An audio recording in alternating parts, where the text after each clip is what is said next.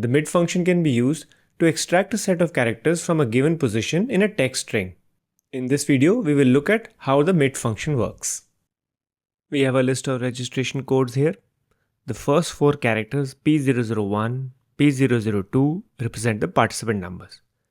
The next 4 characters represent the course name, MACH for machine learning, ARTI for artificial intelligence, and CLOU for cloud computing.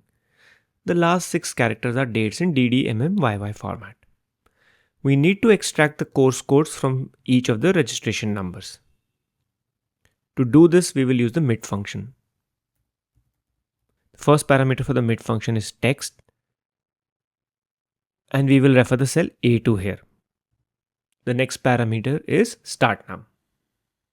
This means from which character you want to start extracting the text. Since our course code starts from the 5th character, we will write 5 here. And the last parameter is numchars. We will write 4 here as the course code is 4 characters long. Close the bracket for the mid function and we get the course code.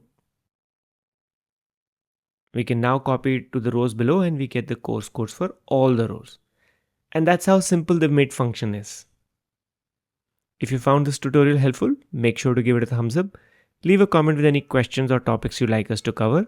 And don't forget to subscribe our channel, Analytics Success, for more tips and tricks on Excel and data analytics. Thanks for watching.